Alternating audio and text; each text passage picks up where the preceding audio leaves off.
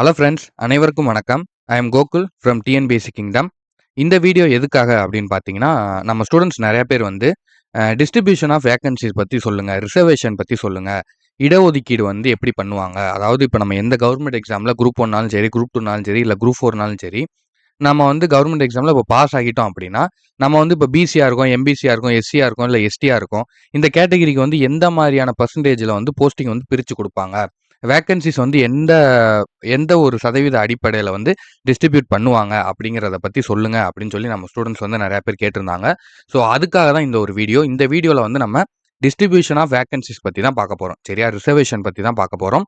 So நம்மளுக்கு நம்மளுக்கு பொறுத்தவரைக்கும் உங்களுக்கு ஆல்ரெடி தெரியும். தமிழ்நாட பொறுத்தவரைக்கும் 69% வந்து ரிசர்வேஷன். சரியா? 69% வந்து இடஒதுக்கீடு வந்து நம்மளுக்கு இருக்கு. 31% வந்து ஜெனரல். அது எந்த மாரி வந்து பிரிப்பாங்க? ஒவ்வொரு இதையும் வந்து ஓவராலா எப்படி டிஸ்ட்ரிபியூட் பண்ணுவாங்க? அதுக்கப்புறம் அதுக்கு உள்ள இருக்கக்கூடிய உள் ஒதுக்கீடு அப்படிங்கிறது வந்து எப்படி இருக்கும்? சரியா? அதுக்குள்ள இன்னர் சப் டிவிஷன் வந்து எப்படி பண்ணுவாங்க? உள் ஒதுக்கீடு வந்து எப்படி எப்படி பண்றாங்க? அதுக்கான பெர்சன்டேஜஸ் என்னென்ன அப்படிங்கிறத பத்தினான ஒரு தெளிவான ஒரு வீடியோவா இது வந்து இருக்கும். சரியா? ஸோ இத வந்து நீங்க கம்பல்சரி தெரிஞ்சுக்கணும். ஏன்னா நீங்க வந்து ஒரு கவர்ன்மெண்ட் ஆஃபீஸரா ஆகப் போறீங்க. ஏன் நான் வந்து இத தெரிஞ்சுக்கணும் அப்படின்னு வந்து உங்களுக்கு ஒரு கேள்வி இருக்கலாம். நீங்க வந்து ஒரு கவர்ன்மெண்ட் ஆஃபீஸரா ஆகப் போறீங்க வருங்காலத்துல. சரியா? ஃபியூச்சர்ல நீங்க வந்து ஒரு அரசு ஊழியரா வந்து ஆகப் போறீங்க. ஸோ இதெல்லாம் வந்து ஒரு பேசிக்கான விஷயம். இதெல்லாம் வந்து உங்களுக்கு தெரிஞ்சிருந்தா மட்டும் தான் நீங்க மக்களுக்கு வந்து சர்வீஸ் பண்ண முடியும். நீங்க இத வச்சு தான் 4 பேருக்கு சொல்ல முடியும். சரியா? ஸோ நீங்க வந்து ரிசர்வேஷன் பத்தி வந்து கம்பல்சரி வந்து நீங்க வந்து தெரிஞ்சுக்கணும். சரியா? ஸோ இந்த வீடியோவ வந்து தயவு செஞ்சு நீங்க டிஎன்பிஎஸ்சில பாஸ் ஆகணும். கண்டிப்பா நான் எக்ஸாம் வந்து கிளியர் பண்ணணும். நான் வந்து ஒரு அரசு அதிகாரி ஆகணும். நான் வந்து கண்டிப்பா கவர்ன்மெண்ட் வேலைக்கு போகணும் அப்படின்னு நீங்க நினைச்சீங்க அப்படின்னா, அப்படி ஒரு எண்ணம் உங்க மனசுல இருந்துச்சு அப்படின்னா, இந்த வீடியோவ கடைசி வரைக்கும் முழுமையா பாருங்க. சரியா? ஏன்னா இது வந்து நீங்க தெரிஞ்சுக்க வேண்டிய ஒரு தகவல். நீங்க வந்து கண்டிப்பா இத தெரிஞ்சு வச்சிருக்க வேண்டிய ஒரு தகவல். சரியா? அதனால தான் வந்து சொல்றோம். ஸோ வாங்க இப்போ நம்ம வந்து வீடியோவ ஸ்டார்ட் பண்ணலாம். ரிசர்வேஷன பொறுத்தவரைக்கும் 100%ல எப்படி பிரிப்பாங்க அப்படின்னா, 31% வந்து ஜெனரல், மிச்ச 69% வந்து அதர் கேஸ்ட் அப்படின்னு சொல்லி பிரிப்பாங்க. சரியா? இப்ப இத வந்து 100 சீட் இருக்கு அப்படிங்கிற மாரி நம்ம எடுத்துக்கிட்டோம் அப்படின்னா, 100 சீட்ல 31 சீட் வந்து ஜெனரலுக்கு குடுத்துருவாங்க. ஜெனரல்னா என்ன அப்படின்னா, இந்த வேக்கன்சி இந்த 31 சீட் வந்து யார் வேணாலும் போகலாம். நீங்க பிசியா இருக்கலாம், எம்பிசியா இருக்கலாம், எஸ்சியா இருக்கலாம், எஸ்டியா இருக்கலாம், வுமனா இருக்கலாம், மென்னா இருக்கலாம், எக்ஸ் சர்வீஸ்மேனா இருக்கலாம். நீங்க யாரா வேணாலும் இருக்கலாம். நீங்க ஃபர்ஸ்ட் 31 சீட்டு 31%க்கான இடத்துக்கு வந்து நீங்க வந்துட்டீங்க அப்படின்னா, இப்ப 100 சீட்டு 100 பேர் எழுதுறாங்க அப்படின்னா, மொத 31 மார்க் யார் எடுக்குறாங்களோ, அவங்களுக்கு வந்து இந்த ஜெனரல் சீட். சரியா? நீங்க என்ன கேஸ்ட்டு, நீங்க என்ன ரிலிஜியன் அதெல்லாம் எதுவுமே பார்க்க மாட்டாங்க. நீங்க என்ன உங்களுடைய பேக்ரவுண்ட் அதெல்லாம் எதுவுமே செக் பண்ண மாட்டாங்க. நீங்க ஃபர்ஸ்ட் 31 மார்க்குக்குள்ள வந்துட்டீங்க அப்படின்னா, உங்களுக்கு வந்து இந்த ஜெனரல்லே 31 சீட்லயே வந்து உங்களுக்கான போஸ்டிங் வந்து கிடைச்சிரும். சரியா? அதுக்கடுத்து பிசி வந்து 30% அடுத்த 30 சீட் வந்து பிசிக்கு ஒதுக்குறாங்க. சரியா? இந்த பிசில தான் நம்மளுக்கு வந்து 2ஆ பிரியும். இந்த பிசிக்கு அவங்க 30% சீட் ஒதுக்கிட்டு, அத வந்து 2ஆ பிரிக்கிறாங்க. 2ஆ எப்படின்னா, பிசிக்கு மட்டும் 26.5 சரியா? 26.5% வந்து பிசிக்கு மட்டும். அதுக்கப்புறம் பிசி முஸ்லிம்னு சொல்லி ஒரு கேட்டகரி அதுல பிரிக்கிறாங்க. சரியா? முஸ்லிம்ல இருக்கக்கூடிய பிசி முஸ்லிம் சொல்லி பிரிச்சு அவங்களுக்கு 3.5% வந்து அதுல இடஒதுக்கீடு பண்றாங்க. சரியா? 30%ல இருந்து 26.5 வந்து பிசிக்கும் 3.5 வந்து பிசி முஸ்லிமுக்கும் வந்து ஒதுக்குறாங்க. அதுக்கடுத்து வந்து எம்பிசி. எம்பிசினா என்னன்னா மோஸ்ட் பேக்வர்ட் கேஸ்ட். பிசினா என்னன்னா பேக்வர்ட் கேஸ்ட். எம்பிசி அப்படிங்கிறது மோஸ்ட் பேக்வர்ட் கேஸ்ட். அதுக்கு எவ்வளவு ஒதுக்குறாங்க அப்படின்னா 20% வந்து ஒதுக்குறாங்க. 20 சீட்டு. சரியா? இப்ப 100 சீட்டுங்கிற எக்ஸாம்பிளுக்கு நான் சொல்றேன். சரியா? 1000னா 200ன்னு வச்சுக்கோங்க. 100 சீட்டுங்கிறது நம்மளுக்கு கொஞ்சம் ஈஸியா இருக்கும் கால்குலேட் பண்றதுக்கு. அதுக்காக உங்களுக்கு வந்து 100 சீட்டு அப்படின்னு வந்து நான் சொல்றேன். சரியா?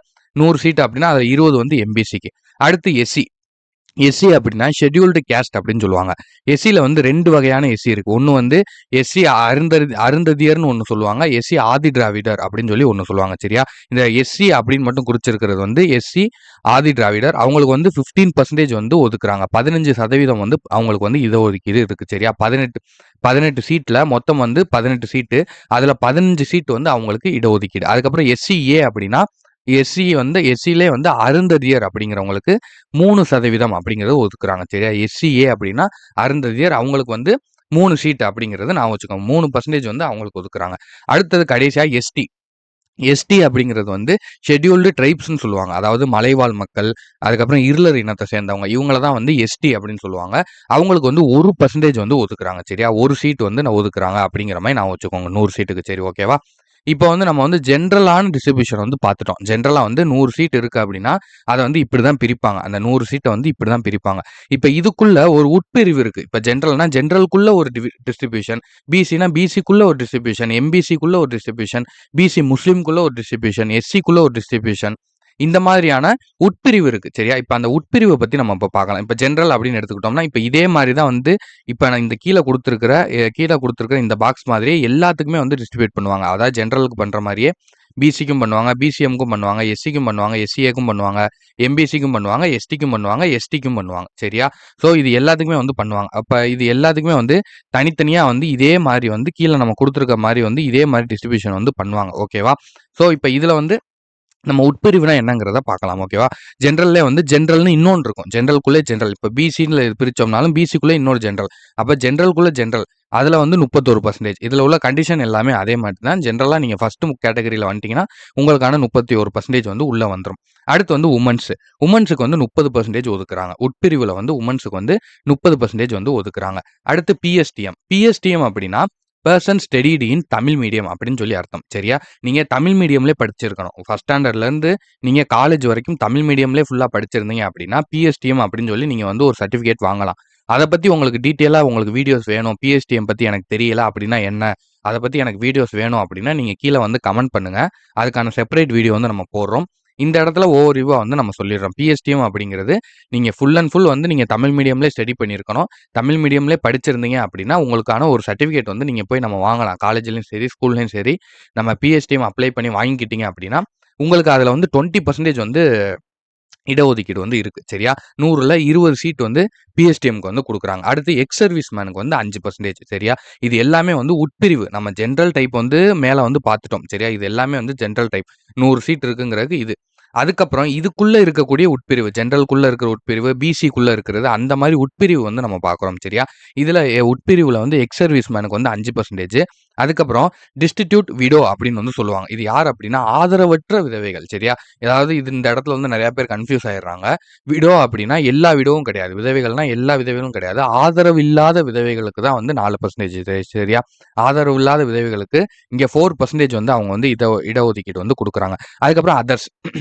அதர்ஸ்னா எப்படி வரும்னா, பிசிக்கல் சேலஞ்சுடு, அதுக்கப்புறம் வந்து இந்த ஸ்போர்ட்ஸ்ல உள்ளவங்க, இந்த மாதிரி உள்ளவங்க எல்லாத்துக்குமே வந்து 10% சரியா? அப்ப டோட்டல் வந்து இது வந்து ஒரு 10 சீட். இப்ப இது வந்து அதர்ஸ் அப்படிங்கிற கால்குலேஷன்ல வந்து. இது வந்து ஜெனரலுக்கு உள்ள இருக்கக்கூடிய உட்பிரிவு. அதாவது இந்த 31%க்கு உள்ள இருக்கக்கூடிய உட்பிரிவு தான் வந்து இது எல்லாமே. இதே மாதிரி பிசிக்கும் வந்து இந்த உட்பிரிவு வரும். பிசிஎம்முக்கும் இந்த உட்பிரிவு வரும். எஸ்சிக்கும் வரும். எஸ்சிஏக்கும் வரும். சரியா? இது எல்லாத்துக்குமே தனித்தனியா இந்த உட்பிரிவு வந்து இருக்கும். சரியா? இதே மாதிரி general, women's, PSTM, X serviceman, distribute widow இதே மாரி பிரிப்பாங்க. சரியா? உங்களுக்கு புரியுதா இல்லையான்னு எனக்கு தெரியல. உங்களுக்கு புரியும்னு நினைக்கிறேன். சப்போஸ் உங்களுக்கு புரியல அப்படின்னா, கீழ கமெண்ட் பண்ணுங்க. உங்களுக்கு புரிஞ்சுச்சு அப்படின்னா ஒரு லைக் பண்ணுங்க. சரியா? நான் இது 2 வச்சு உங்களுக்கு புரியுதா இல்லையாங்கிறத நான் கிளாரிஃபை பண்ணிக்கிறேன். சரியா? உங்களுக்கு சப்போஸ் புரியலைன்னா, கீழ கமெண்ட் பண்ணுங்க. நம்ம திரும்ப வந்து இன்னும் டீட்டெயிலா போடுவோம். உங்களுக்கு இதுவே நல்லா புரியுது அப்படின்னா, ஒரு லைக் பண்ணுங்க. அத வச்சு நம்ம வந்து தெரிஞ்சுக்கலாம். சரியா? இப்ப தமிழ்நாடோட டோட்டல் ரிசர்வேஷன் அப்படிங்கிறது 69 + 31 சரியா? மத்த ஸ்டேட்ட கம்பேர் பண்ணும்போது, தமிழ்நாட பொறுத்தவரைக்கும் நம்மளுக்கு அதிகமான ரிசர்வேஷன் தான் குடுத்துருக்காங்க. இது எப்ப வந்துச்சு அப்படின்னா, 1994ல அதாவது நம்மளுடைய எக்ஸ்-சிஎம்மா இருந்த செல்வி ஜெயலலிதா அவங்க தான் வந்து இத வந்து கொண்டு வந்தாங்க. சரியா? 100% ரிசர்வேஷன் வந்து இந்த மாரி வந்து பிரிக்கணும் அப்படிங்கிறத கொண்டு வந்தாங்க. ஸோ, இதுல வந்து நம்மளுக்கு வந்து நெறைய கேள்விகள் வரலாம். எல்லாருமே வந்து சமம் தான? இத ஏன் வந்து சட்டத்துக்கு முன் அனைவரும் சமம் அப்படிங்கிறது தான் நம்மளுடைய சட்டம். ஆனாலும் இந்த மாரியான ஒரு டிஸ்ட்ரிபியூஷன ஏன் நம்மளோட லால இன்னும் வச்சிருக்காங்க அப்படின்னா, இது வந்து எல்லாருக்கும் பயனுள்ளதா இருக்கு அப்படிங்கிறதுக்காக தான் இத வந்து வச்சிருக்காங்க. ஓகேவா? ஸோ, இப்ப நம்ம இந்த வேக்கன்சி டிஸ்ட்ரிபியூஷன் வந்து பார்த்துட்டோம். இதோட ஓவர்வியூ வந்து நான் ஒரு சில விஷயங்கள் சொல்றேன். இப்ப நெறைய பேருக்கு வந்து சந்தேகங்கள் இருக்கலாம். ஏன் வந்து நம்மளுக்கு எல்லாருமே சமமான ஒரு இதுல தான இருக்கோம். ஏன் நம்மளுக்கு வந்து சமமான ஒரு வேக்கன்சி இல்லாம, இப்படி வந்து 30%, 31, 20, 18 இந்த மாரி வந்து பிரிச்சிருக்காங்களே அப்படின்னு வந்து நீங்க கேட்கலாம். இது என்ன இப்ப இதுல அப்படின்னா, எல்லாருக்கும் வந்து வாய்ப்புகள் வந்து ஒரே மாரி கிடைக்கிறதில்ல. சரியா? ஏன் இங்க வந்து வேக்கன்சியான டிஸ்ட்ரிபியூஷன் வந்து ஏன் ஒரே மாரி வைக்கல அப்படின்னா, எல்லாருக்குமான வாய்ப்புகள் வந்து இங்க ஒரே மாரி கிடைக்கிறது கிடையாது. அதுதான் வந்து உண்ம. இப்ப டிஎன்பிஎஸ்சி படிக்கிறவங்களே ஒருத்தவங்க வீட்ல இருந்து ஃபுல்லாவே அதுக்குன்னே ப்ரிப்பேர் பண்ணுவாங்க. ஒரு சில பேர் இன்ஸ்டிடியூட் போய் தங்கியிருந்து காசு கட்டி அவங்க வீட்ல படிக்க வைப்பாங்க. அதுக்குன்னே ஃபுல்லா ப்ரிப்பரேஷன் குடுப்பாங்க.